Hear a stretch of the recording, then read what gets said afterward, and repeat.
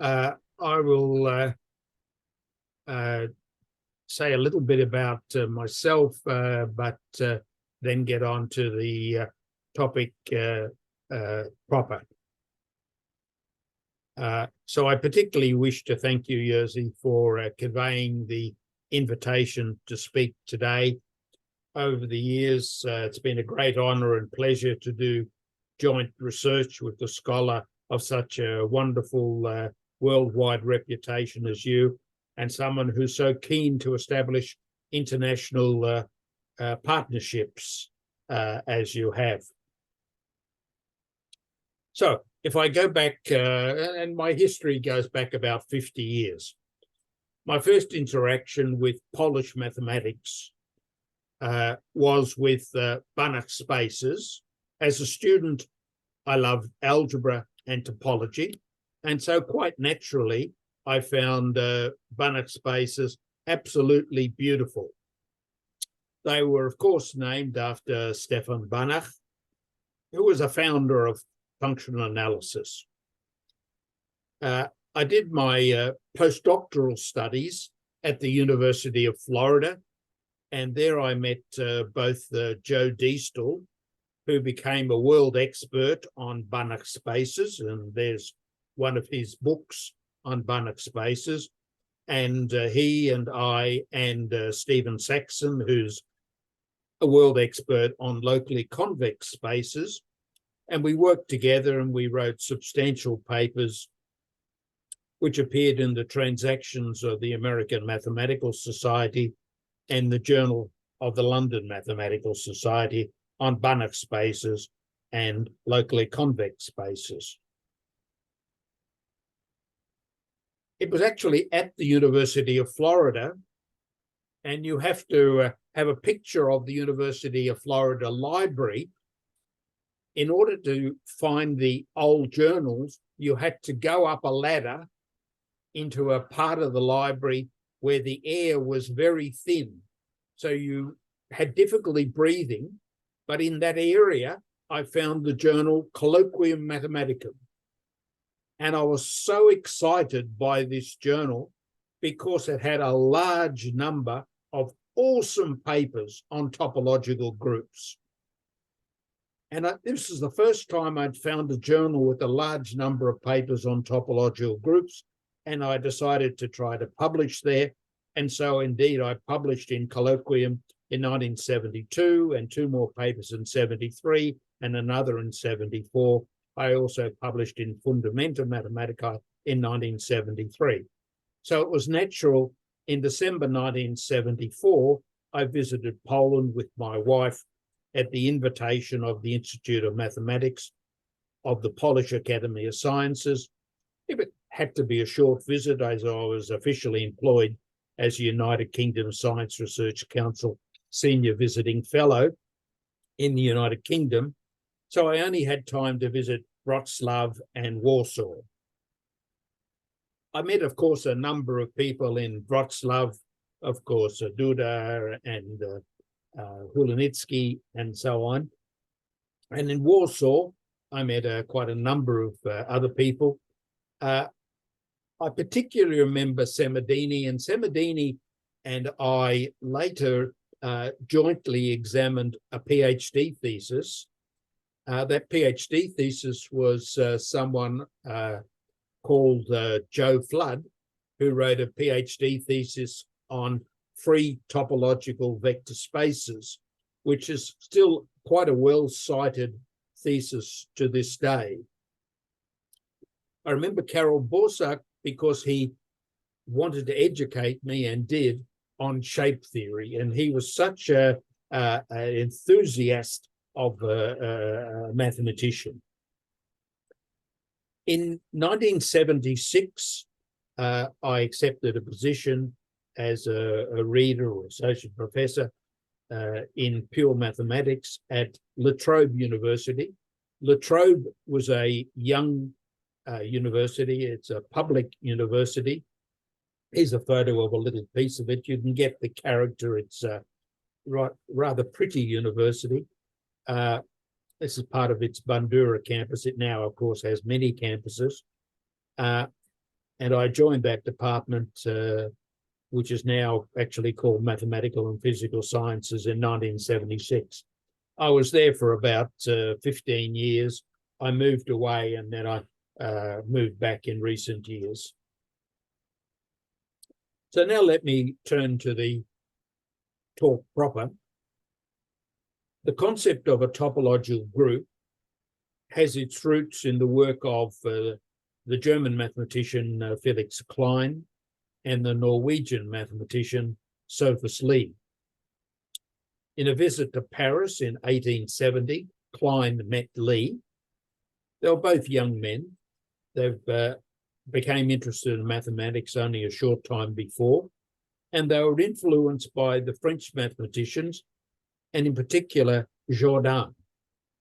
And he'd just written his treatise on Galois theory. And Klein and Lie began to see the importance of group theory. In 1872, Klein became professor at Erlangen and declared in his inaugural address, that inaugural address is known as the Erlangen program, a really profound address, that one can classify geometries according to the properties left invariant under groups of transformations. So the study of classical geometry, such as Euclidean geometry, affine geometry, projective geometry, may be regarded as an investigation of a particular transformation group.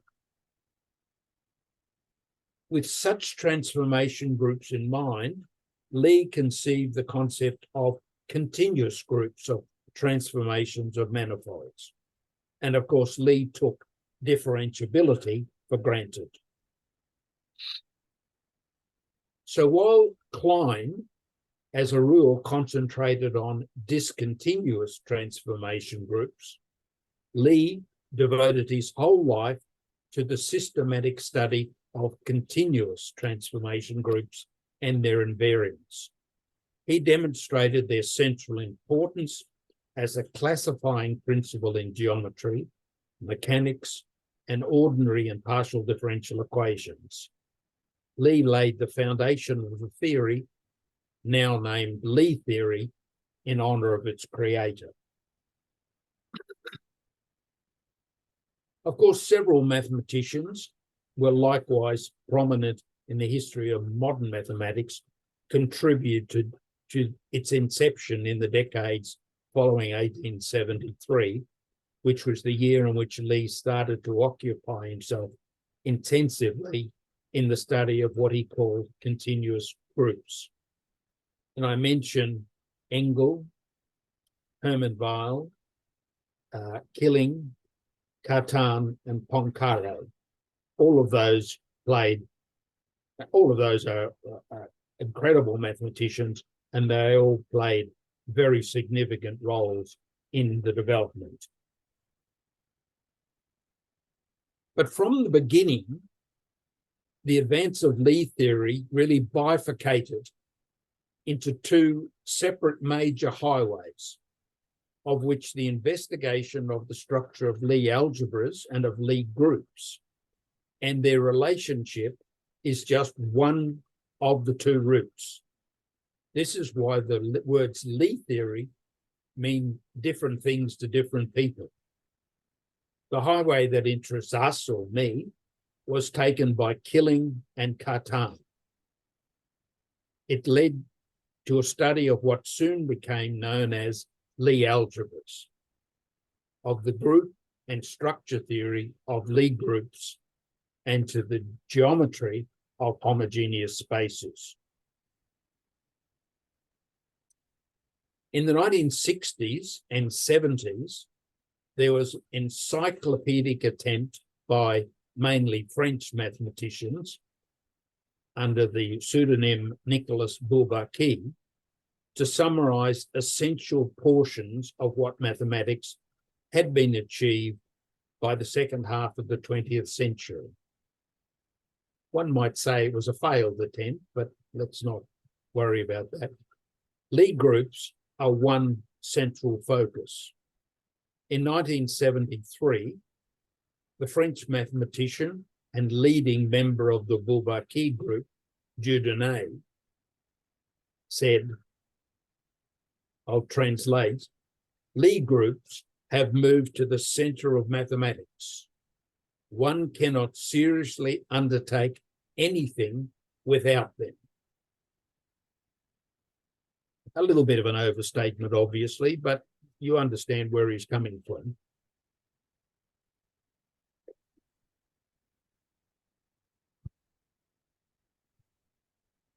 In this line of Lie theory, the words meant the structure of Lie algebras and Lie groups, and in particular, how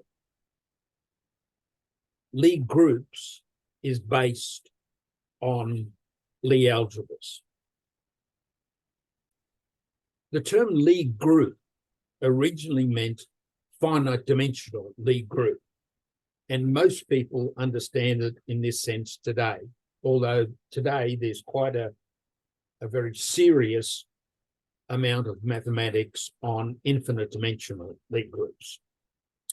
The significance of Lie's discoveries really was emphasized by the German mathematician David Hilbert.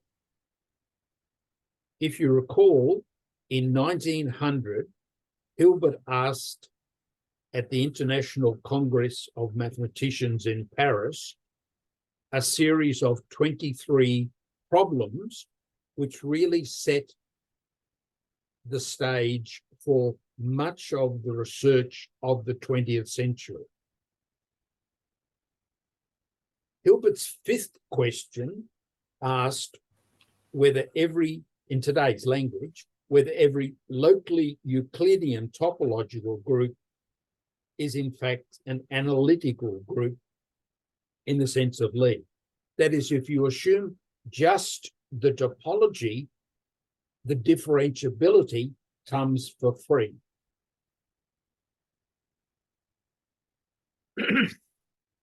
Now, we're talking here about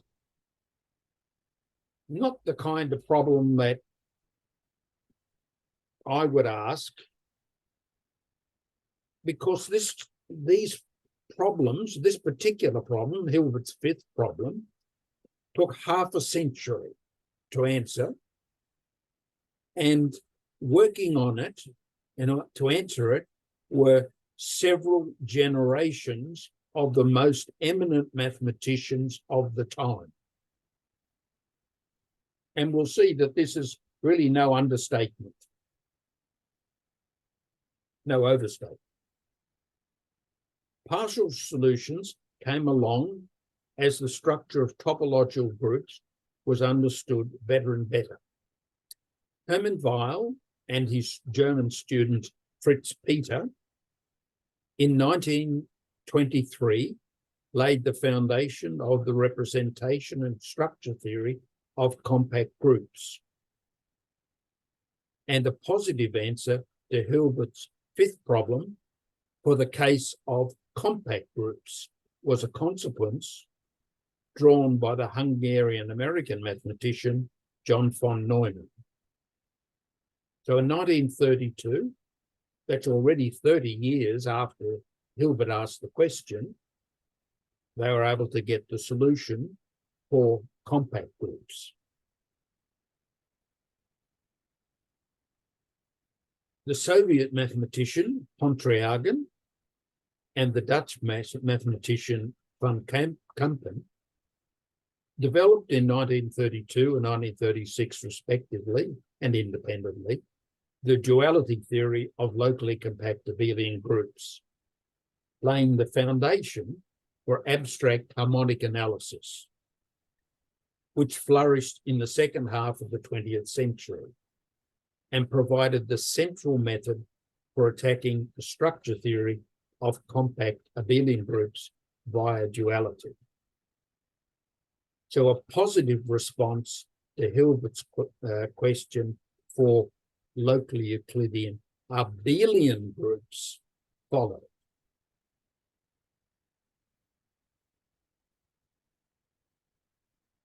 In 1974, 1975 and 1976, I gave lecture courses on duality theory and the structure of locally compact abelian groups at the University of Wales in the UK, the University of New South Wales in Sydney, and La Trobe University in Melbourne.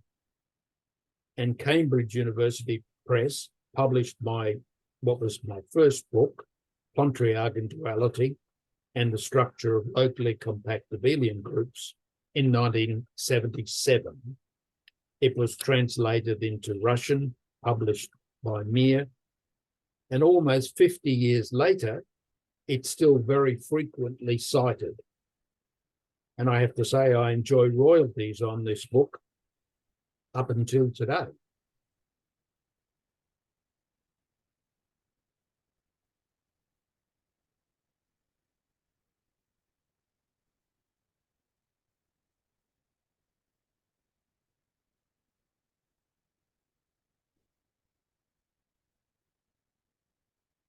One of the most significant papers in topological group theory was published in 1949 by the Japanese mathematician Iwasawa. That was some 3 years before Hilbert's problem, the fifth problem, was finally settled by the concerted contribution by the American mathematicians Gleason and Montgomery and Zippen, and the Japanese mathematician Yamabe. So 1952, roughly, but Yamabe a little bit later, managed to completely solve Hilbert's fifth problem. It was really Iwasawa who clearly recognized for the first time that the structure theory of locally compact groups reduced to that of two bits, compact groups and finite dimensional Lie groups, providing one knew that the locally compact groups happen to be approximated by finite dimensional Lie groups in the sense of projective limits. What in this talk I will call pro-Lie groups. And this is what Yamabe established in 1953.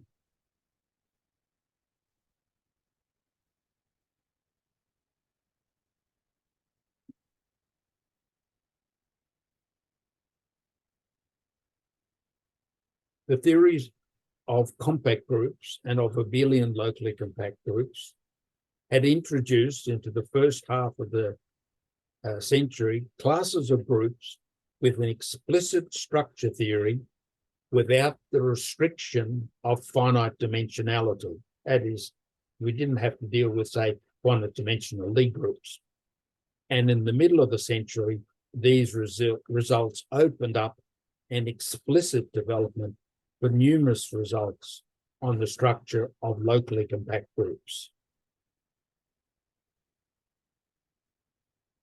So the mathematics discussed in this lecture is a natural extension of the research begun a century ago, 1923 to be precise, by Weil and Peter, on the foundation of the representation and structure of compact groups. So I'm really talking about the development of topological group theory over that century.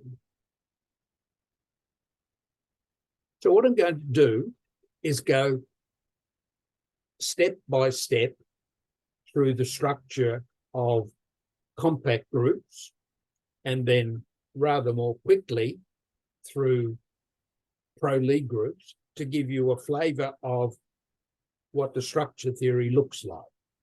Now, in doing so, I'm really describing the content of two large books. First of all, the book with Karl Heinrich Hoffmann, which is a 1,000-page book. As Jerzy mentions, it's in its 5th edition. The first edition appeared 25 years ago. And since it's 1,000 pages, I'm going to have to skim through it without proofs.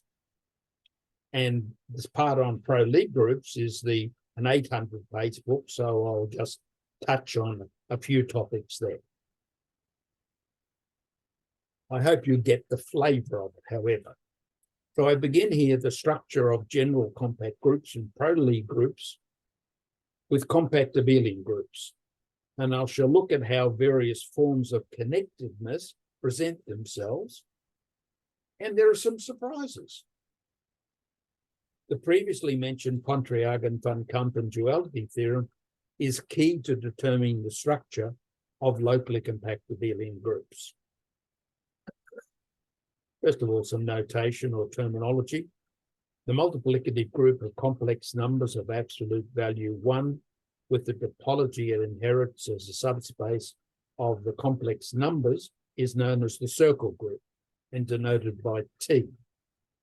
We usually write it, the group operation additively, although you need to think of it as multiplicatively, but it's in abelian groups, so we write it additively.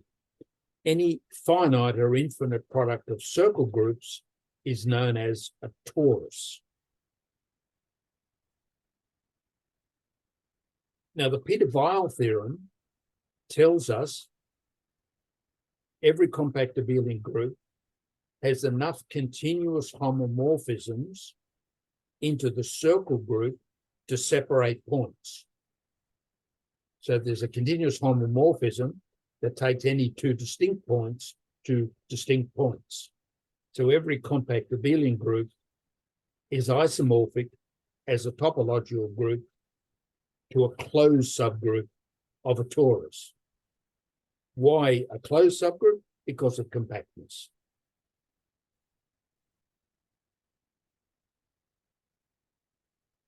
Let's now define these characters. If you have an abelian topological group, the set of continuous homomorphisms from G into T is noted by G hat. Such continuous homomorphisms are called characters, and G hat is called a character group or the dual group of G. And the group operation is the absolute obvious one, where phi plus psi of G is simply phi of G plus psi of G. And if you give G hat the compact open topology, you get a topological group, an abelian topological group.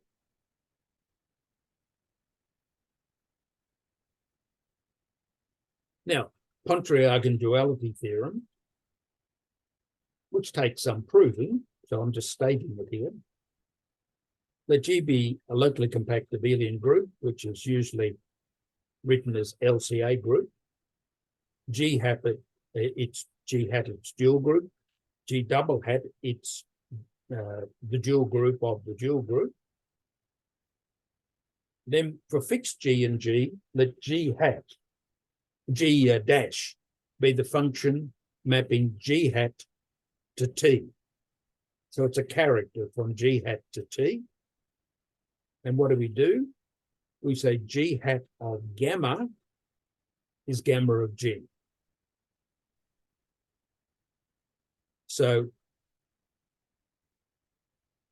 alpha is the mapping that takes G to G prime, and alpha is therefore an isomorphism of topological group G onto G double hat. So roughly speaking, what is this saying? This is saying that every locally compact abelian group is the dual group of its dual group.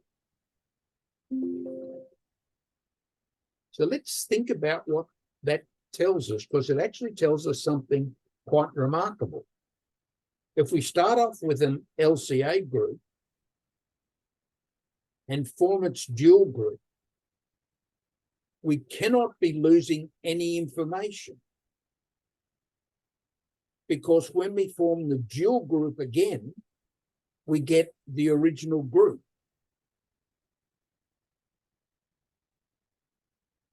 So every piece of information about G is stored as information about G hat. Now, it's not always easy to see how particular information about G is stored as information about G hat, but we do know it's there. Now, a particular case that's interesting is when G is a compact abelian group, because it turns out that the dual group of a compact abelian group is a discrete group, one which has every set an open set. Effectively, it has no topology because everything's open. So now let's have a look at the consequences of this. For a compact abelian group G is metrizable if and only if its dual group is countable, a purely algebraic property. G is connected if and only if its dual group is torsion-free. Again, an algebraic property. The dimension of G, topological property, is the same as the torsion-free rank of the G hat. So it's a very, very powerful fact. So questions about compact abelian groups can be reduced to purely algebraic questions about abelian groups. This reminds me of a little anecdote. There was a student who applied to do a PhD at the Australian National University with Bernard Neumann, who is a very famous algebraist. And he'd previously been a student at Oxford University, tried to do a PhD with Michael Atiyah, an analyst. And Bernard Neumann decided to write to Michael Atiyah to ask, should he accept this student? Michael Atiyah wrote to Bernard Neumann and said, look, the student wasn't good enough to do analysis, but algebra is so much easier, so perhaps he can do algebra. I think Atiyah was joking. Anyway, later on, we'll see problems about connected things about connected pro-Lie groups solved not by looking at their dual groups, but by looking at their Lie algebras. Meanwhile, Pontryagin duality can be used to discover the structure of locally compact abelian groups. And this is actually proved in my little blue book of 1977, what is called here the principal structure theorem for locally compact abelian groups. If G is any locally compact abelian group, then G has got an open subgroup, isomorphic as a topological group, the products of R's times products of the integers times a compact abelian group. So it's just a product of three groups, two that we know very well and the other a compact abelian group. And to really see how nice this is, let's look at a special case. If you have a connected locally compact abelian group, then G has to be isomorphic as a topological group to RA cross K. A is a non-negative integer and K is a connected compact abelian group. And incidentally, this result for connected locally compact abelian groups is also true, also has a natural extension for pro-Lie groups.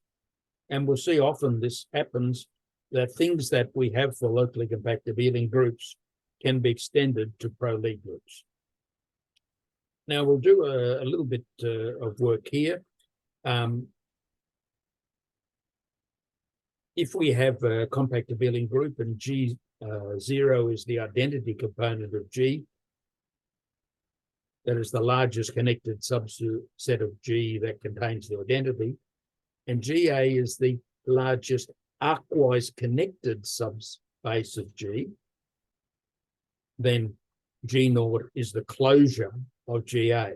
And when we introduce Lie algebras, this GA will take on a bigger and much more important role. But we'll see something striking in a moment, something very surprising. The following statements are equivalent.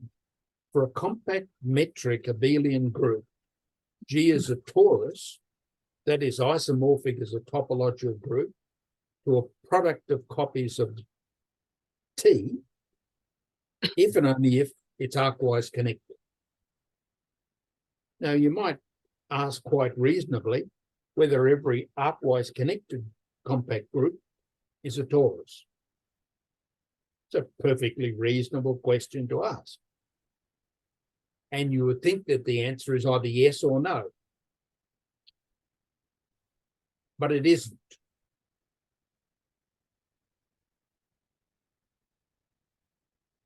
The torus proposition, a compact arcwise connected abelian group is a torus. And for over a decade, there were attempts to prove this torus proposition until Wykład proved the torus proposition is undecidable. If ZFC is consistent, then ZFC plus the torus proposition and ZFC plus the negation of the torus proposition are both consistent. In other words, the torus proposition is undecidable. You wouldn't have thought something as simple as whether a compact arcwise connected abelian group is a torus should be an undecidable property. You might think it's yes or no, or we can't sort it out, but you wouldn't have thought it was undecidable. Okay, we have one more surprising result for the functional analysts. Theorem 9 says if a G1 and G2 are compact connected abelian groups that are homeomorphic as topological spaces, then they have to be isomorphic as topological groups. Now, this is in striking contrast with other categories. For example, Banach spaces, where all infinite dimensional separable Banach spaces are homeomorphic, but are certainly not isomorphic as Banach spaces or as topological groups. So here we have compact connected abelian groups are homeomorphic, means they're isomorphic, but for Banach spaces, this just isn't true. Okay, let's move on to the non-abelian case. Historically, when people work with compact groups, the way they did it was they would say compact groups are projective limits of compact Lie groups. So every time they had a problem on compact groups, they would reduce the problem to compact Lie groups, solve the problem there, then pull it up to solve it for compact groups. But with the publication 25 years ago of the book by Carl Hoffman and myself, The Structure of Compact Groups, this no longer needed to be done, as we generalized all of those structure theorems on compact Lie groups to compact groups. The 5th edition of our book just appeared, and in this there are each edition has got new theorems and new results, and the Tanaka-Hochschild duality theorem, for example. There's a picture of Carl and me taken a few years ago, and there's the latest book.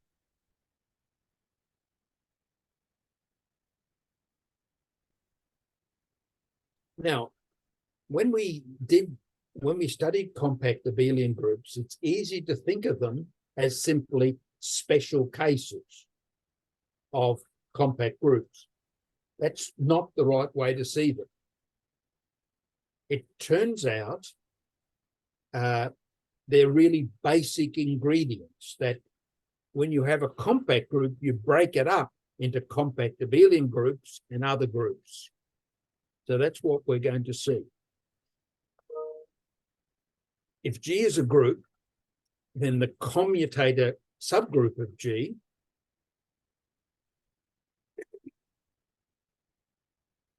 is denoted by G prime. And it's the normal subgroup generated by GH, G inverse, H inverse, and the elements are called commutators. What's of interest, however, it turns out that while it's the subgroup generated by these, it turns out that every element in the connected compact case, every element is in fact a commutator, and the commutator subgroup is closed. So G double prime is G prime, and so for a compact connected group, it's semi-simple. That's G equals G prime. One of the main structure theorems for compact groups is the so-called Borel-Scherer-Hoffman splitting theorem. But for that, we need one more result, one more definition, very straightforward definition. It's just a generalization of a product of two topological groups, product with a bit of a twist. Suppose you have two topological groups, a homomorphism of H into the group of automorphisms of G. We define a group structure on G cross H in that fairly obvious way. And then we put a product topology on the group, and we call that the semi-direct product of G by H. So it's a generalization of the product group. Now, what does the Borel-Scherer-Hoffman splitting theorem say? If G is a compact connected group, then G prime, the commutator subgroup, is always a semi-direct factor. So G is actually G prime semi-direct product A, where A is abelian. So G is homeomorphic to the product group G prime cross G on G prime.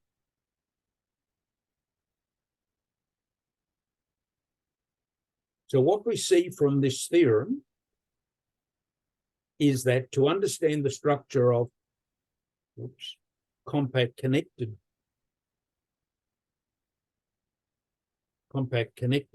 group, we need to examine the structure of its commutator group G prime, which by corollary 13 is a semi-simple group. So our task now is to understand the structure of compact semi-simple groups. We would hope semi-simple groups are rather like their name, semi-simple. The next theorem tells us that every semi-simple compact connected group is almost a finite or infinite product of simply connected compact Lie groups. Now, there's a well-known classification of simple Lie groups, and this you can even find in Wikipedia. And then there is the first of what we call sandwich theorems. You don't need to read it in great detail, but if G is a semi-simple compact connected group, then there's a family of simply connected compact Lie groups, each with finite center, and then jump to this picture down the bottom. G is sandwiched between two products. G is a quotient of the product of this family of simply connected compact Lie groups, and maps onto a product of the SJs factored out by their centers. So it's almost this product. Now, that's for semi-simple. If you go to the more general case, for compact connected groups, you just get an extra term in there. So if you have a compact connected group, Z naught of G, the identity component of the center, you get a sandwich theorem of the same nature. Don't worry too much about the detail. So let's now mention that each simply connected compact group is isomorphic as a topological group to a product of a family of simply connected simple compact groups. And each simply connected compact abelian group is singleton. Now, if you study the structure of compact Lie groups, you'll be experienced with the notion of maximal tori. When you do the more general case, you end up with maximal protori. A compact connected abelian group is said to be a protorus. If G is a compact group, then any maximal connected abelian group is called a maximal protorus. And the next theorem records the remarkable fact that maximal protori and compact groups behave exactly like maximal tori do in Lie groups. So you just get the flavor of it here. You have a compact connected group, then the maximal protori are conjugate. If T is a maximal protorus of G, then G is a union of conjugates of T. The center is the intersection of all the maximal protori, and each maximal protorus is a maximal abelian subgroup.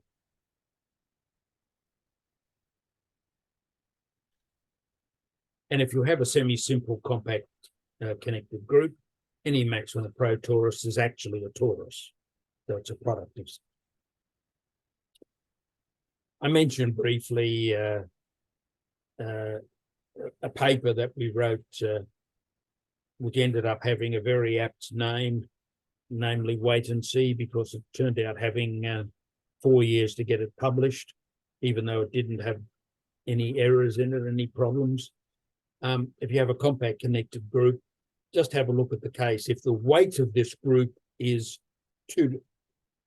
less than or equal to 2 to the aleph naught, then it's topologically generated by 2 elements. What a remarkable result.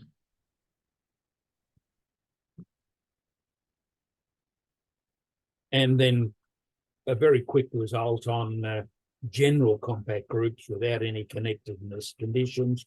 If you have a compact group, maximal protorus, then the group G is G naught, and we know all about connected groups now, times a totally disconnected group. And we see how this totally disconnected group fits in. Now, the whole story on the topology of compact groups. Every compact group is homeomorphic to a product of 3 groups, G naught prime, G naught on G naught prime, and over by G on G naught. So every compact group is homeomorphic to a product of a compact connected semi-simple group, a compact connected abelian group, and a totally disconnected compact group. So the topology is beautifully described. And if you know from topology what a dyadic group is, namely a continuous image of a product of discrete 2-point spaces like 0, 1 and 0, 1 to the n are dyadic, and you get from this previous observation, every infinite compact group is dyadic. And finally, an extension, a generalization of Hilbert's fifth problem. Hilbert's fifth problem says every local Euclidean group was a Lie group, and we now have here, we call it census theorem, although Zenther actually had errors in the proof, but they can be corrected. But every Lie group is a locally Euclidean group, and this is equivalent to be locally connected and finite dimensional, and it's equivalent to be locally contractible. So this is a very quick run through of structure theory of compact groups. We've done 20-something theorems. Just in chapters 9 and 10 of that structural theory of compact groups, there are 200 such theorems proved. So let me turn very briefly, and Jerzy hasn't permitted me to go on for 3 hours, so I won't. I'll go on for just a little while. We now turn to pro-Lie group theory, as appears in the second edition of our 800-page book, which has just been published by the European Mathematical Society Press. It's available online, and it will probably be out properly next year. Without further ado, let me just define what we mean by a pro-Lie group. A topological group is a pro-Lie group if it's isomorphic to a closed subgroup of a product of finite dimensional Lie groups. So it's immediately clear that a projective limit of finite dimensional Lie groups is a pro-Lie group. Well, that's a special case of a subgroup of that. But what's not obvious is every closed subgroup is in fact a projective limit. That takes a bit more work to prove. A topological group is said to be almost connected if, when you factor out the connected component, you get something compact. This turns out to be what we can handle most easily. Every compact group and every connected group is almost connected. Now, let's just have a look at this result, which says how broad the class of pro-Lie groups is. Firstly, all finite dimensional Lie groups are pro-Lie groups. All of their finite and infinite products are pro-Lie groups. All finite and infinite products of pro-Lie groups are. All compact groups, all locally compact abelian groups, all finite and infinite products of locally compact abelian groups are. All connected and all almost connected locally compact groups are pro-Lie groups. On the other hand, if you take even the reals or even the integers and form products, infinite products of them, you get pro-Lie groups, but you don't get locally compact groups. So these actually, the category of locally compact groups is not very nice, whereas the category of pro-Lie groups is particularly nice.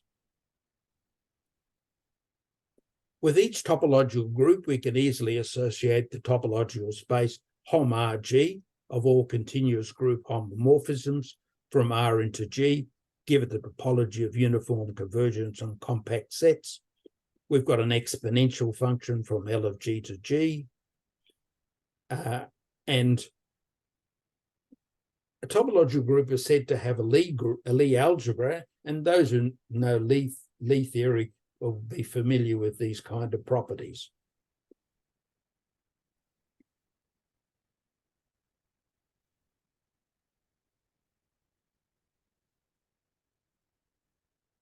And the key thing is every pro-Lie group has got a Lie algebra, and the image exponential of L of G, or the exponential function, algebraically generates the arc component GA of G, which is dense in the identity component of G. And it turns out that Lie theory is exactly what is needed to understand the structure of almost connected pro-Lie groups. So problems about pro-Lie groups are attacked by their associated pro-Lie algebras, and the results generalize the structure of locally compact groups. Now, those of you from topological vector spaces will like this concept. A topological vector space is said to be weakly complete if it's isomorphic as a topological vector space to a product of R's. If L is a real topological vector space, consider it as a commutative topological algebra, the following statements are equivalent. L is a pro-Lie algebra, and as a topological space, L is weakly complete. So those, the weakly complete spaces, are exactly the topological vector spaces that appear in the study of pro-Lie algebras. Now, just as we saw the splitting theorem when we studied locally compact abelian groups, if G is an almost connected abelian pro-Lie group, it's isomorphic as a topological group to the direct product of a weakly complete vector group R to the I and a compact abelian group. So this just generalizes the result we saw before. When we dealt with Pontryagin duality before, and we have every almost connected pro-Lie group is reflexive. We have a concept of semi-simple here, which I won't go into, and then we have sandwich theorems, which I'm also not going to go into, but we have the same sorts of results that you saw before for semi-simple.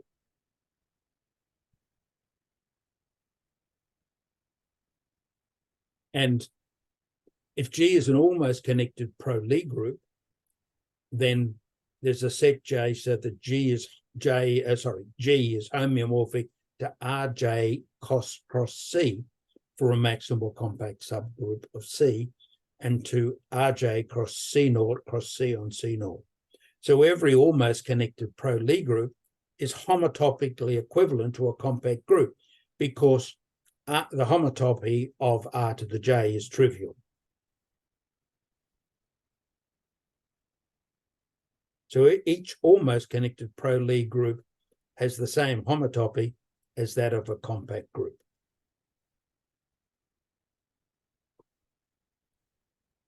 You might ask, when is an almost connected pro-Lie group finite dimensional?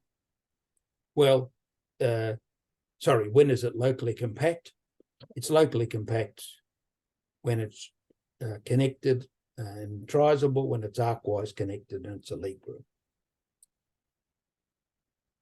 A key thing to note is in our book, there are a large number of theorems on the structure of pro-Lie groups, and many of the statements are generalizations of well-known results for locally compact groups. For example, everyone is familiar with open mapping theorems, whether it's for Banach spaces or for locally compact groups. Here is the open mapping theorem for pro-Lie groups. It looks perfectly innocent, but actually is very hard to prove. It takes many chapters of our book to build up the machinery to prove this theorem. So even when the result is straightforward and expected, it may be very difficult to prove. Hopefully, the few results I've presented here today give you some appreciation of the material on the structure of pro-Lie groups. Thank you.